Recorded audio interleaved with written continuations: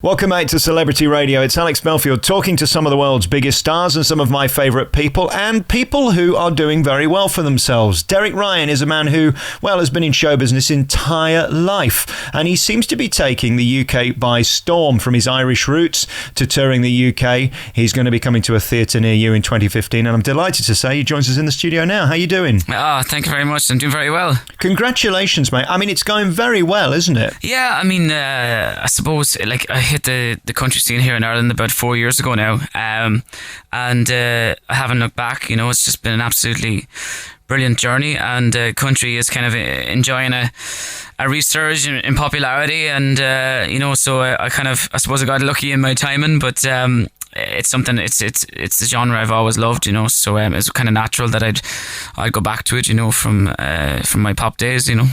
I suppose in a way you're sort of the modern day Daniel O'Donnell. You've made Irish music cool, but I wonder when I look at you, is it because you're a nice piece of trouser that the ladies like you, or is it your music? Oh, nice. I don't know. I would like to think it's the music now. You know, I'm hardly a male model. You know, so I'd like to think it's the songs I'm releasing and the shows we're putting on. You know, but yeah, no. Hopefully, fingers crossed. That's the reason, anyway. One observation from your website: there seems to be a lot of shots of you with your back to the camera. Did nobody tell you which direction they were taking the pictures? You're better off seeing my back, maybe. I wonder what it's like being you stood on the stage with your guitar singing, because there's something you do, isn't there, that certainly resonates with the audience. Is that a thrilling feeling? Yeah, it is. I mean, at the concert show, I do an acoustic set that's just me and the guitar and a spotlight, and I think, you know, for a lot of people, it's the highlight of the show, and it just kind of, it's very intimate, and, you know, you can get across the lyrics and tell the story of the song, and, you know, I think it just focuses the audience, and, as I say, it's the kind of, the intimate part of the show, you know. So you're saying on your website you're sort of defining Irish music, but you're redefining it really, aren't you? Because you're making it palatable. It's a bit like what Russell Watson and Alfie Boe have done to classical music. You've made it accessible to people who probably don't want tiddly-die, tiddly-dee music. Was that deliberate, or is this just who you are and it's just a coincidence? Well, it's just, I suppose it's a mixture of, you know, I'm writing a lot of my own material, which is something, I suppose, that wasn't really done for a good while on the Irish country music scene, you know. So now I could be offending a few people by saying that, but I think, you know, I was the first to kind of consistently come out with my own songs and for them to be kind of received well, you know, for a while. So I think that kind of defined it a little bit and gave me my own kind of stamp on the scene. And as well as that, you know, our show, you kind of hit on it there a little bit, where it has something for everybody, really. So we're kind of opening the doors to country music, which is the basis of the show, but at the same time there's folk, there's pop, there's trad, Irish trad, there's rock and roll, you know, there's a bit of everything in there, you know. So even if you're not 100% a country fan or whatever, you know, we like to think you could come along and have a great night, you know. Do you wonder why I mean, there are so many artists who email me every day who are trying to break through, who seemingly can't. It's a tough business to make money in, to sell albums and to fill theatres. Have you worked out why you've sort of jumped the queue of so many? Well, I think I've a bit of experience, I suppose. I was in a boy band for a good few years as well, and signed to Warner when I was 17, and I've been gigging since I was 12. So I've come across a lot of people and a lot of things in the industry, and I think you learn as you go along. And I think the most important thing is that I didn't imitate anyone, I suppose, you know. So there was no one that I went and went, all right, well, I'm going to do exactly what he does now, and we'll see if it works, because more than likely it won't work, in my short experience. But, you know, I think in general you just have to kind of do your own thing, and luckily it was well received. I mean, I for example, I mean, I had my debut single. It's an original song called God's Plan, and pretty much everybody in the industry told me not to release it because it was an original and people wouldn't take to it, you know. They'd prefer to hear a kind of a song they know first and are familiar with or whatever, and blah blah. But I said no, I think it's good enough, and etc etc. And so sometimes you have to take chances, and, you know, luckily that chance paid off and I haven't looked back. It's a bit sad, isn't it, really, that there is no room for new artists anymore and new music. I mean, we can't just keep remaking the old ones again and again and again. It's got to move forward. Do you think that's going to change, or is it just that nobody's got any balls anymore to give anyone a chance?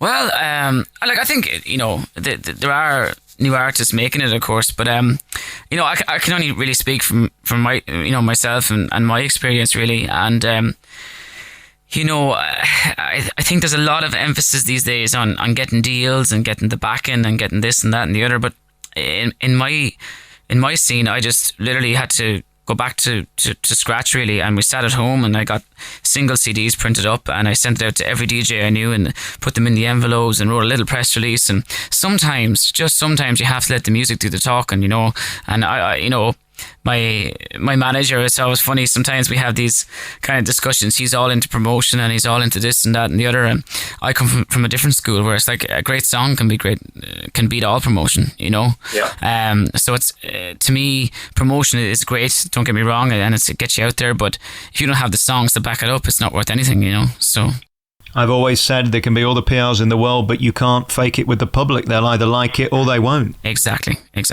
It's interesting, when I look back at your career, you mentioned it earlier, we have a lot in common. I was in a boy band as well. You were in a group called D-Side. I was in a group called Backside. That didn't go so well. What was that like then, being in a boy band? Because, it looks glamorous from the outside. Is it just one big slog of promotion and appearing to look like you're enjoying it more than you actually are? I suppose you could look back. There was definitely negatives to it, we had a great time, looking back. I kind of grew up in the band, really, and 5 Irish lads in London let loose, it was good crack. But it was hard work as well. Signed to a major, and we did 3 or 4 heavy single releases, and that is, as you know, a lot of radio tours, a lot of performances, a lot of, so you're pretty much 20-hour days for a long time, maybe a couple of months or whatever. So at a time, and then you're touring different countries, you're in and out, and you're recording in America, recording Denmark, you name it, all over.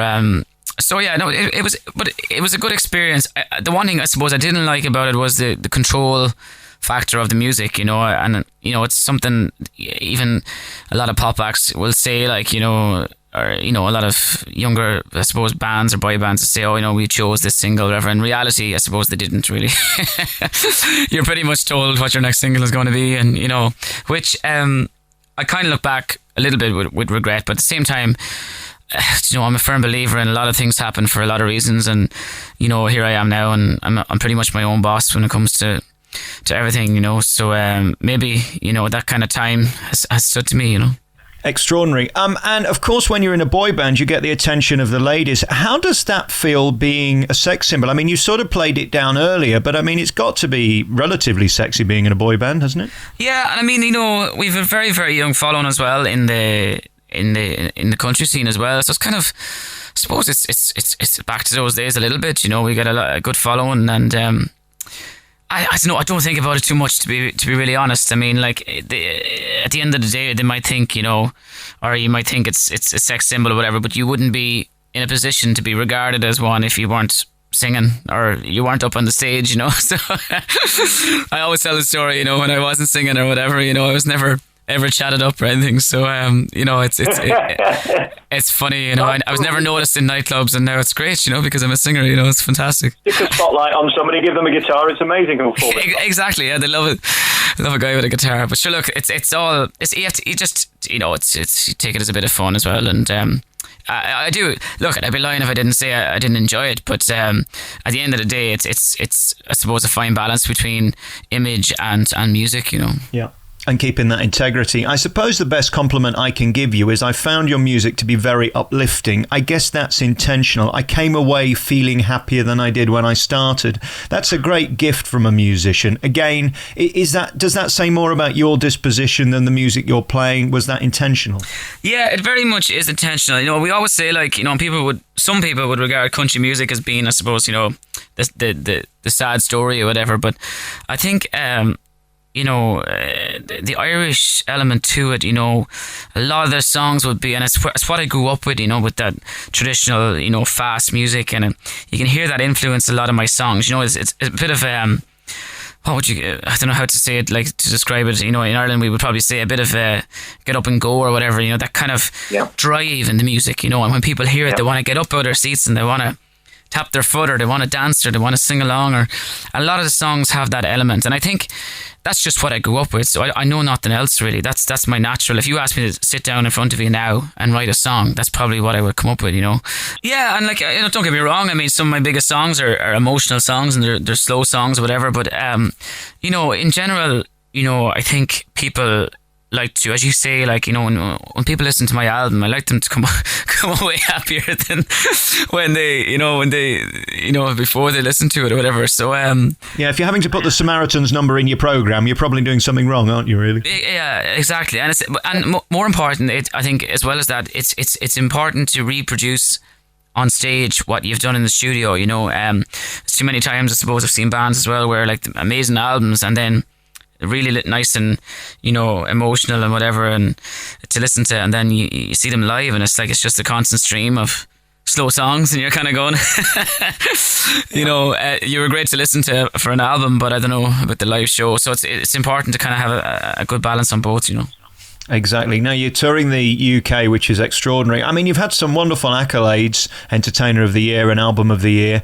I mean, it's going really well. Are you nervous about getting on stage on a big tour like this, or is this the dream? Is this what you've been building to all your life? Yeah, so I think you don't think about these things because it's just been a long time coming. Like, it's not like an overnight success or anything like that. Like, I've been working on the country scene now for maybe it's about 4.5 years since I sent out my debut single. So it's been happening kind of at a lovely pace, you know what I mean? So nothing's ever come and we've gone, oh dear, I've never been overwhelmed. And as well as that, the experience I've had, I suppose, with the pop band and being on Top of the Pops, all the big TV shows, there's nothing that comes in that I go like, oh, I'm not sure whether I'm able for it or ready for it, So that's a nice feeling in a way, because straight away you can just get out on the stage. And don't get me wrong, I'd probably be a bit nervous, and it's more nervous about sound or that type of thing, if anything goes wrong with the sound. But once the few first lines are sang, I think you kind of relax in the crowd. Or you have to remember, I suppose, the crowd are there to see you, like they're not there to put you down, So that's something I always remember, and tell the younger artists as well when they're singing. Yeah, it's a good starting point when they've paid to come to see you, isn't it? Yeah, exactly. Exactly. I think it's also quite humbling. I mean, this may surprise you, Derek, but I mean, I have been fired from every radio station I've mostly been at. I think when you've had it and lost it and got it again, it does mean more, because you appreciate that it could be taken away at any second. As you say with the boy band, when you've done the top, you're never going to be afraid of it. You're only going to embrace it if you ever get it again. That's it, and that's it. I mean, I enjoy every TV show I do, every big gig I do. I enjoy it because I just think, as you say, not in a pessimistic way, but it just might not happen again, and so it's just, that's life, so you just enjoy every moment, and I do, and people say, oh, you could say like, oh, he's been cheesy or whatever, cliche or whatever, but I genuinely do, because it was a second crack at the whip, as you say, and I'm very, very privileged and lucky to be where I am, And much deserved. You absolutely deserve it. And of course, speaking to me today must be also one of the greatest thrills of your career. I mean... Oh, it'll go in the book. Don't you worry. It'll be in the book.